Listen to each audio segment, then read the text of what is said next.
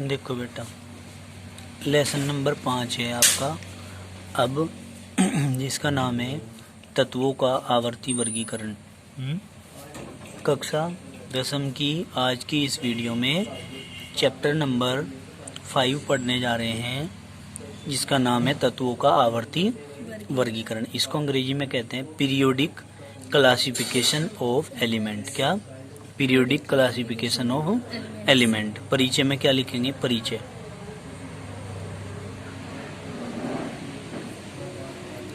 Introduction. देखो यहाँ, रसायन विज्ञान के उदय के समय बहुत कम संख्या में तत्व ज्ञात थे। क्या? रसायन विज्ञान के उदय के समय बहुत ही कम संख्या थी तत्वों की। इसकी तत्वों की। किंतु नए तत्वों की निरंतर खोज के कारण तत्वों की संख्या बढ़ती गई। भाई जैसे जैसे नए तत्वों की खोज होती चली गई, आगे समझ में, तो वैसे वैसे उनकी संख्या भी बढ़ती चली गई। क्लियर? अब आगे देखेंगे। जिस कारण तत्वों के अलग अलग गुणधर्मों का अध्ययन करना और उनको याद करना या रखना कठिन हो गया। ठीक है, संख्या बढ़ गई। एक आधा था तो उसको तो याद भी कर लेते, लेकिन जैसे जैसे नई नई दिन प्रतिदिन खोजें होती जा रही हैं, उन खोज के साथ साथ जो है उनके गुणधर्मों का भी अलग अलग अध्ययन करना कठिन होता चला गया, क्योंकि संख्या बढ़ती चली गई। वैज्ञानिकों ने तत्वों के गुणों के अध्ययन को सरल एवं क्रमबद्ध बनाने के लिए तत्वों के वर्गीकरण किए। उनके किसको भाई? गुणों के अध्ययन को आसान बनाने के लिए, जिससे कि हम तत्वों के गुणों का अध्ययन आसानी से कर सकें, उसके लिए इन्होंने क्या किया भाई? क्रमबद्ध सरल बनाने के लिए तत्वों के वर्गीकरण किए, उनको डिवाइड किया, बांटा ग्रुप में। किस में? ग्रुप में, यानी कि समूह में। देखो, वर्गीकरण का तात्पर्य है कि समान गुणधर्म वाले तत्वों को एक ही वर्ग में रखा जाए। समान गुणधर्म वाले तत्वों को एक ही वर्ग में रखा जाए, जिससे उनके गुणों का अध्ययन सरलता पूर्वक किया जा सके। ठीक है भाई, पता चल गया क्या कहा? वर्गीकरण का तात्पर्य यह है कि समान गुणधर्म वाले तत्वों को एक ही वर्ग में रखा जाए, एक ही वर्ग में स्थान दिया जाए, जिससे उनके गुणों का अध्ययन सरलता पूर्वक तरीके से किया जा सके। कोई दिक्कत तो नहीं है। अब हम क्या कहेंगे? अब तक कुल 118 तत्वों की खोज हो चुकी है। कितने? 118। यहाँ देखो, अब तक कुल 118 तत्वों की खोज हो चुकी है, जिनमें से 92 तत्व ऐसे हैं जो प्रकृति में मुक्त अवस्था में या संयुक्त अवस्था में पाए जाते हैं। 92 तत्व क्या में पाए जाते हैं भाई? 92 तत्व काय में पाए जाते हैं? मुक्त अवस्था में या संयुक्त अवस्था में पाए जाते हैं, जबकि शेष तत्व कृत्रिम विधियों द्वारा बनाए गए हैं। बाकी जितने भी तत्व हैं वे कैसे बनाए गए हैं? कृत्रिम विधियों के द्वारा, मतलब मानव के द्वारा लैब के अंदर बनाए गए हैं। ठीक है, देखो, मुक्त अवस्था तो होती है फ्री स्टेट, जो कोई किसी के साथ क्रिया नहीं करके रखता है, जैसे खाली CU हो गया, AG हो गया। बात करते हैं संयुक्त अवस्था की, कंबाइंड स्टेट की, जैसे CuNO3 का whole twice, copper nitrate, CuSO4, copper sulphate. तो वो दूसरों के साथ में जब कंबाइंड स्टेट में क्रिया कर लेता है तो कंबाइंड स्टेट में आ जाता है, उसको हम कहते हैं संयुक्त अवस्था में। समझ में आई बात? अब आगे देखेंगे। सर्वप्रथम बर्जीलियस ने तत्वों को धातु एवं अधातु में वर्गीकृत किया। सबसे पहले कहाँ में बांटा भाई? धातु में और अधातु में। उसके बाद प्राउस्ट, डोबेराइनर, ड्यूमा, न्यूलैंड तथा लोथर मेयर तथा मेंडलीव आदि वैज्ञानिकों ने तत्वों के वर्गीकरण में महत्वपूर्ण प्रयास किए, लेकिन पूर्णतः सफल नहीं हो सके। इन सभी वैज्ञानिकों ने वर्गीकरण के लिए बहुत सारे प्रयास किए, पर में इनके जो वर्गीकरण है वे सफल नहीं हो पाए। ठीक है, लंबे समय तक नहीं चल पाए। ठीक है, आगे देखो। तत्वों के वर्गीकरण के आरंभिक प्रयास। सबसे पहले जो प्रयास किए गए, वे प्रयास देखो कैसे कैसे प्रयास किए गए थे, किस लिए किए गए थे, ये भी बात समझो भाई। सारे प्रयास थे डिवाइडेशन के लिए। किसके लिए? वर्गीकरण के लिए। देखो कैसे तत्वों के वर्गीकरण के आरंभिक प्रयास कौन कौन से थे, देखो। Earlier attempts of classify the element, धातु और अधातु में विभाजन। क्या? धातु और अधातु में विभाजन। क्या कहेंगे? सर्वप्रथम बर्जीलियस ने तत्वों को धातु एवं अधातु में वर्गीकृत किया। किस किस में भाई? धातु और अधातु में वर्गीकृत किया, लेकिन यह वर्गीकरण पूर्णतः सफल नहीं हुआ। क्या नहीं हुआ? ये वर्गीकरण पूर्ण रूप से सफल नहीं हुआ। क्यों? क्योंकि कुछ तत्व ऐसे हैं जो अधातु होते हुए भी धातु के गुण, जैसे आयोडीन के, ग्रेफाइट के, धातु होते हुए अधातु के, मतलब अधातु होते हुए तो धातु के गुण प्रदर्शित कर रहे हैं, और धातु होते हुए अधातु के गुण, जैसे पारा है, तथा कुछ तत्व धातु व अधातु दोनों के गुण रखते हैं, जैसे आर्सेनिक और एंटीमनी। कुछ तत्व ऐसे हैं भाई जो धातु होते हुए अधातु के गुण प्रदर्शित करते हैं, कुछ तत्व ऐसे होते हैं जो अधातु हैं परंतु धातु के गुण प्रदर्शित करते हैं, और कुछ तत्व ऐसे हैं जो धातु के और अधातु के दोनों के ही गुण प्रदर्शित करते हैं। समझ में आई बात? अब देखिए प्राउट की परिकल्पना, प्राउट्स हाइपोथेसिस, क्या कहोगे इसको? प्राउट ने सन 1815 में, किसमें? 1815 में डाल्टन द्वारा प्रतिपादित परमाणु सिद्धांत के आधार पर एक परिकल्पना प्रस्तुत की। क्या भाई? एक परिकल्पना प्रस्तुत की, जिसके अनुसार क्या कहा भाई? सभी तत्व हाइड्रोजन परमाणु से मिलकर बने हैं। प्राउट ने क्या बात कही कि जितने भी तत्व हैं सारे के सारे हाइड्रोजन से मिलकर के बने हुए हैं, तथा तत्वों के परमाणु भार हाइड्रोजन के परमाणु भार के सरल गुणक होते हैं। क्या? तत्वों के परमाणु भार हाइड्रोजन के परमाणु भार के सरल गुणक होते हैं। प्राउट सरल गुणक मतलब पूरी पूरी गुना हो जाती है। समझ में आई बात? तत्वों के परमाणु भार जो होते हैं वो हाइड्रोजन के परमाणु भार के सरल गुणक हैं। हाइड्रोजन का परमाणु भार एक नहीं है क्या? एक की जस्ट एक, 2 बार, 3 बार, 4 बार पूरी पूरी गुना करेंगे। समझ में आई बात? तो उसे कहेंगे कि सरल गुणक होते हैं परमाणु भार किसके? हाइड्रोजन के।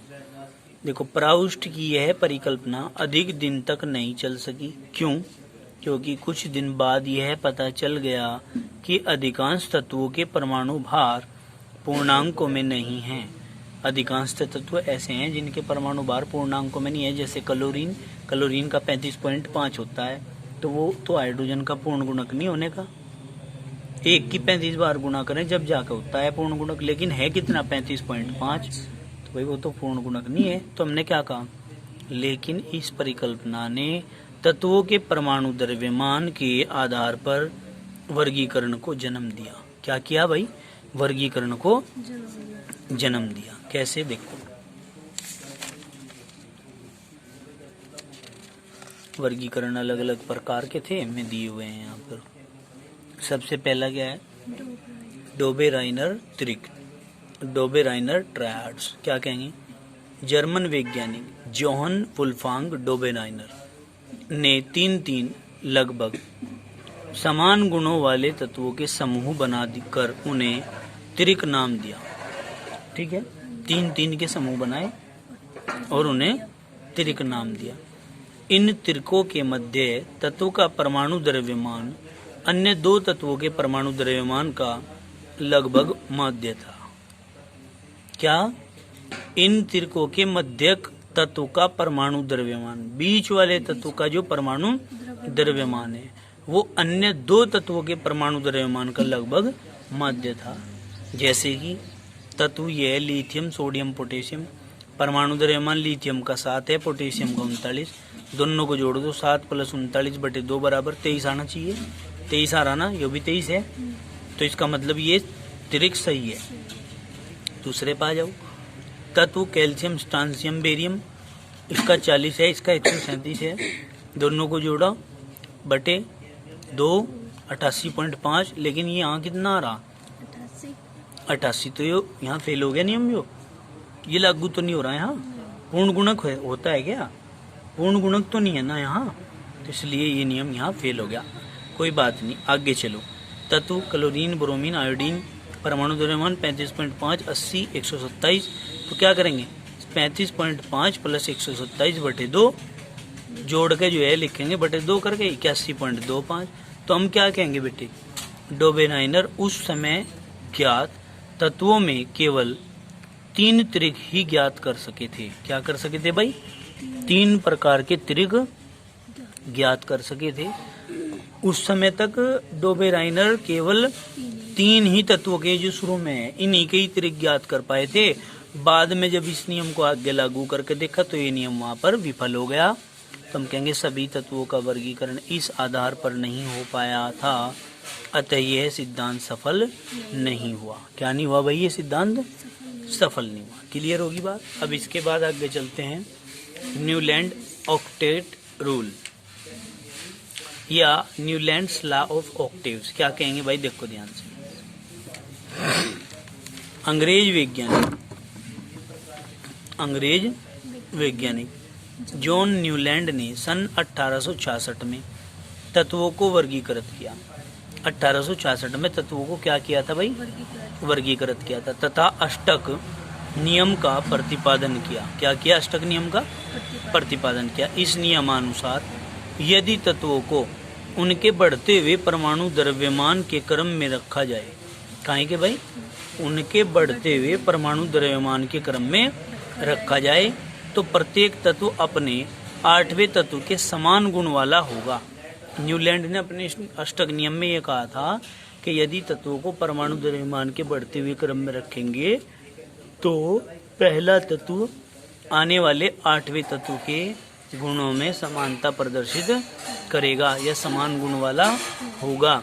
जिस प्रकार संगीत में 8 स्वर प्रथम स्वर के समान होता है, उसी प्रकार न्यूलैंड्स के नियमानुसार 8वां तत्व गुणों में प्रथम तत्व के समान होता है। Hydrogen, lithium, beryllium, boron, carbon, nitrogen, oxygen. फिर क्या चलेंगे? फ्लोरीन। फिर उसके बाद चलेंगे आगे, फिर सल्फर के बाद क्लोरीन। तो ऐसे ही चलते रहते हैं। तो इस ग्रुप में जितने भी तत्व आएंगे वे सभी गुणों में समानता रखेंगे। क्या रखेंगे? समानता। इसमें जितने आएंगे वे सभी भी गुणों में समानता रखेंगे। जो इसमें आएंगे वो सभी गुणों में समानता रखेंगे। जो इसमें आएंगे वे भी सभी गुणों में समानता रखेंगे। समझ में आई बात? क्यों? क्योंकि जैसे संगीत के 7 स्वर होते हैं, कौन कौन से? सा, रे, गा, मा, फा, धा, नी, सा। तो फिर क्या आ गया? घूम के सा ही आ गया। तो मतलब समान अक्षरों की पुनरावृत्ति हो रही है। सा 2 बार आ रहा है। समझ में आई बात? इसलिए क्या कह दिया कि जिस प्रकार संगीत के 7 स्वर आपस में समानता रखते हैं, वैसे ही ये तत्व भी जब परमाणु द्रव्यमान के बढ़ते हुए क्रम में रखे जाते हैं तो गुणों में समानता को दर्शाते हैं। ठीक है जी। अब आगे देखिए क्या कहा भाई। न्यूलैंड्स ने सबसे कम परमाणु द्रव्यमान वाले तत्व हाइड्रोजन से शुरू करके 56वें तत्व थोरियम तक समाप्त किया। कहाँ तक समाप्त किया? थोरियम तक।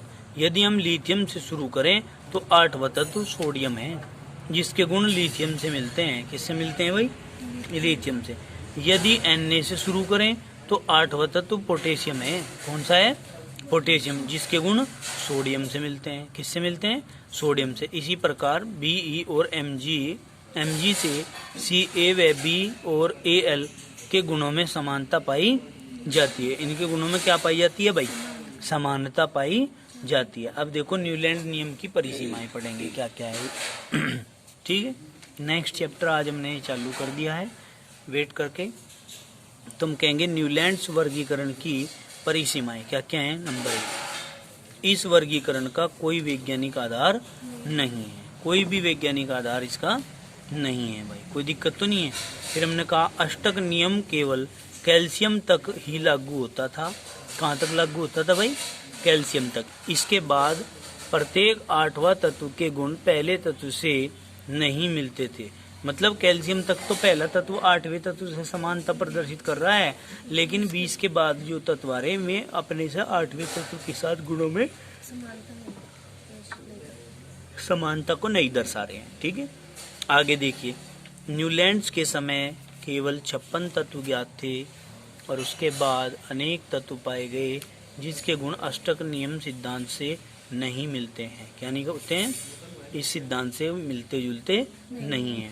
कोबाल्ट और निकिल को एक साथ उसी कॉलम में रखा गया है। कौन से कॉलम में रखा गया है? जिसमें फ्लोरीन, क्लोरीन, ब्रोमीन थे, जबकि इनके गुण अलग और इनके गुण अलग थे, जबकि इन तीनों के गुण कोबाल्ट व निकिल से अलग हैं। ठीक है, कोबाल्ट और निकिल को आयरन से दूर रखा गया, जबकि इनके गुणों में समानता है। जब इनके गुण एक जैसे हैं तो इन्हें इकट्ठा क्यों नहीं रखा, इनको रख दिया अलग अलग। न्यूलैंड्स का अष्टक सिद्धांत केवल हल्के तत्वों के लिए ही ठीक था। हल्के तत्वों के लिए मतलब जिनके परमाणु क्रमांक कम है उन्हीं के लिए सही था, बाकी के लिए सही नहीं था। आज के लिए इतना ही काफी, बाकी करेंगे कल। धन्यवाद।